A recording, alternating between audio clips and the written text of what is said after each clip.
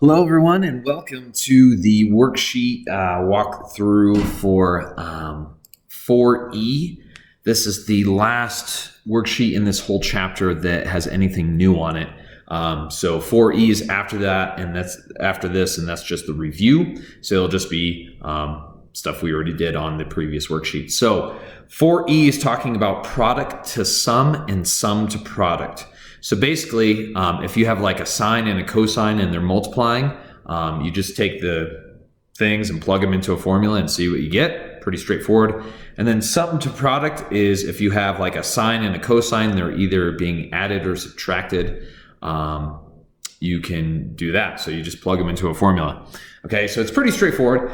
On your unit or on your note sheet for this chapter where all the formulas are, here are all the formulas you're going to fill in from there. So like I said, you're just going to be using these to, just plug numbers in.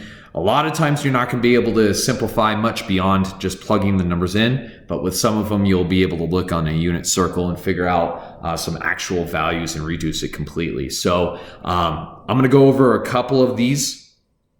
I did all of the examples. So there are 4 examples and they use all of the different formulas that you're going to use on the sheet. So all of those are on Schoology. So look at those and that will help you, kind of set these up and kind of identify what you need to do. But let's jump right into it. So let's look at number 1. So number 1, you're doing sine of 13 degrees and sine of 9 degrees. So we just go to our note sheet and we look for sine times sine.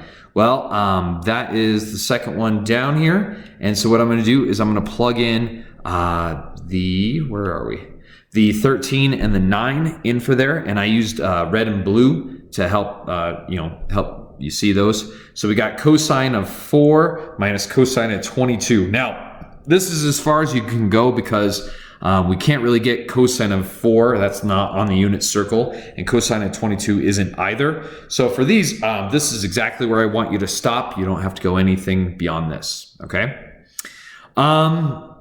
Let's jump down to, let's see.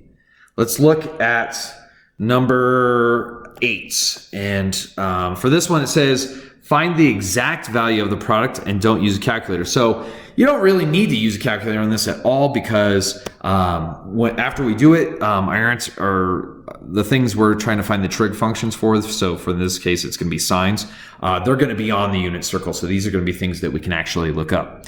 So I have sine of 13 pi over 24 and cosine of 5 pi over 24, and we're multiplying these. So I used red and blue to help you see where I plugged stuff in, but I just look off the formula and put them in there. If you add 13 plus 5, you're going to get 18 pi on top divided by 24. That reduces to 3 pi over 4. Same thing for the other one. We get 8 pi minus 5 pi, and 13 pi minus 5 pi, and that's 8 pi over 24. That reduces to pi over 3. So 3 pi over 4 and pi over 3 are both on your unit circles. You look them up. And we're going to get root 2 over 2 and root 3 over 2. You can add those together because the bottoms are the same.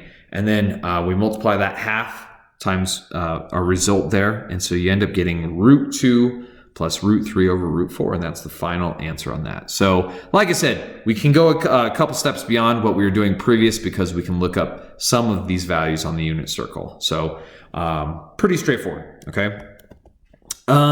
Let's look at the next section where we're using sum to product.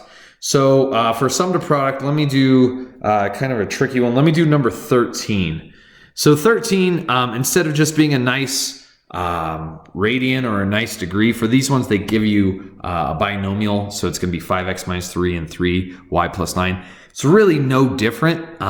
So I just look up the cosine minus cosine formula, and it's 2 times sine of blah, blah, blah times sine of blah, blah, blah. Okay, so when you plug these in, I guess the only trick to plugging these in is when you have the minus on the right side, we have 5y minus 3 minus, and then the 3y minus 9, that has to be in parentheses because we're subtracting both things. So that's a very, very common place for people to make mistakes.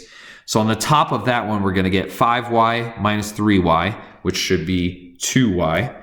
And then the other one is going to be negative 3 minus 9. So negative 3 minus 9 is going to give us a negative 12. And that's how I got this.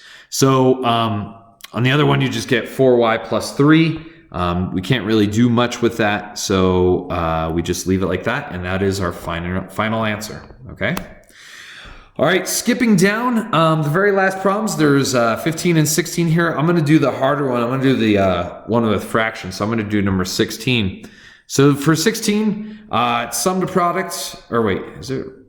Yeah, this is sum to product still. So sum to product, we have cosine minus cosine.